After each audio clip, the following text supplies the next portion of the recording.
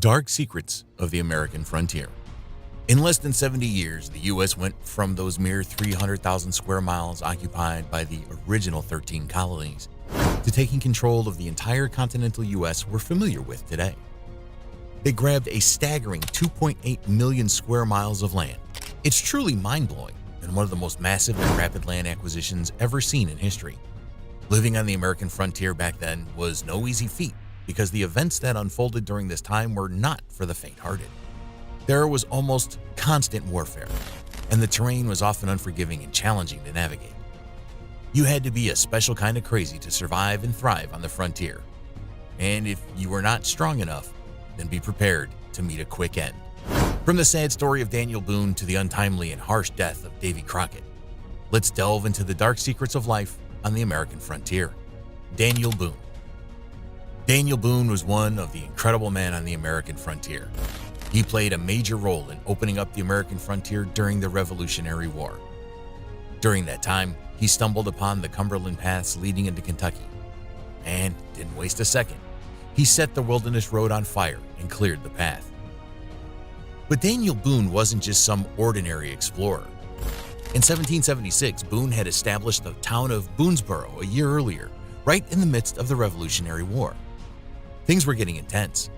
In July of that year, Boone's daughter, Jemima, who was only 14 then, was with two other young women named Betsy and Fanny Calloway. One day, while out in the fields, a group of Shawnee warriors sent by the British to harass the American settlers in Kentucky captured them. When the residents of a Shawnee village found out about it, they didn't waste any time and immediately set out to pursue the kidnapper. They tracked them all the way to the Shawnee village and came up with a clever plan to surprise them. On the third day of the girls' captivity, the villagers, along with their leader and mentor, the people of Shawnee, decided to launch an attack and rescue them. They managed to save the girls, but unfortunately, one of the kidnappers died from their bullets during the rescue. However, the fact that they could track down the kidnappers and successfully rescue their daughters showed that they possessed impressive wilderness skills. It was another proud moment for their leader, who had quite the reputation for his unique set of skills. That wasn't the end of it, though, because in 1778, during the American Revolution, Daniel Boone faced yet another tough point in his life. The British, along with a couple of Native American tribes, including the Shawnee, decided to launch a series of attacks on American frontier settlements. One of these attacks targeted Boonesboro, putting them in a really tough spot. Though they were outnumbered and outgunned, they still managed to put up a good fight for a while. But as time went on, they started running low on supplies and ammo. Soon things got even worse when some of their own, who had been fighting alongside them, switched sides and joined the Shawnee tribe. They took off with much-needed ammo, leaving the settlers in panic. It got to the point where the settlers had no choice but to try and work out a surrender with the Shawnee leader. Some of them were even taken as prisoners and held captive for several months. Of course, Daniel Boone was in the group of captives. Despite being powerful, Boone was still considered a prisoner, so the Shawnee watched him closely. One night, he sneaked out of the village, hoping to escape unnoticed. Unfortunately for Boone, the Shawnee caught on pretty quickly.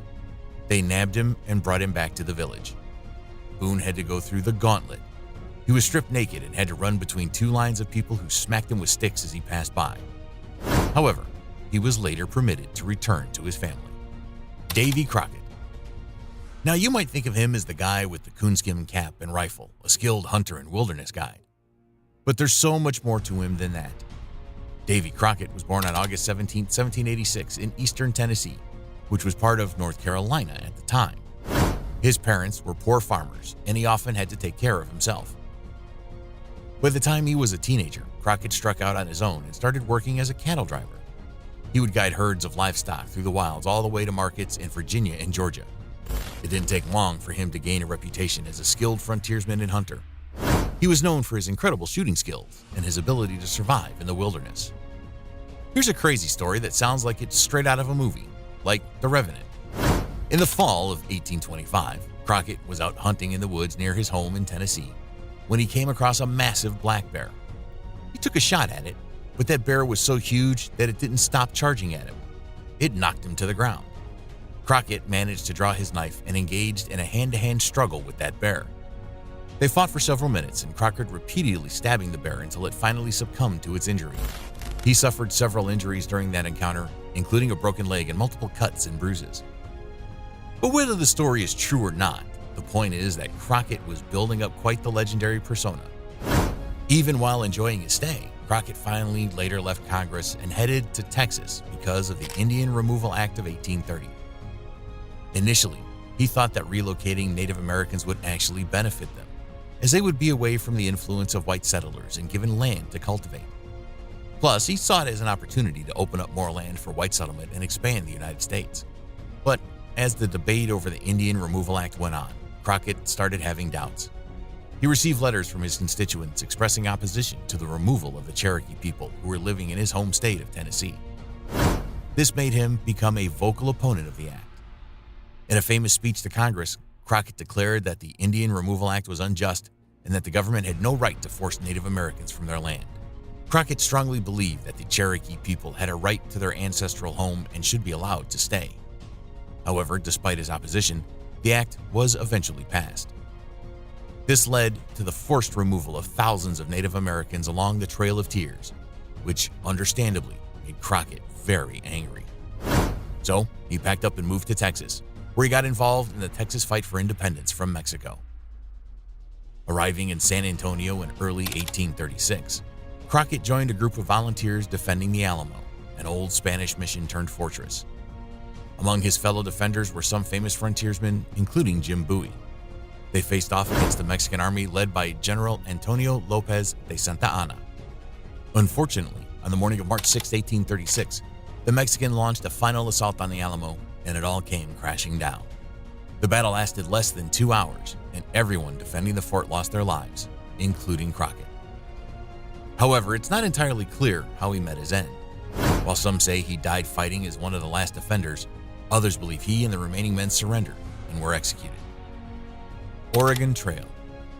The Oregon Trail came to be after the death of Davy Crockett, but he led a very controversial life. He saw himself as an 1800s freedom fighter, believing he didn't owe any allegiance to the government.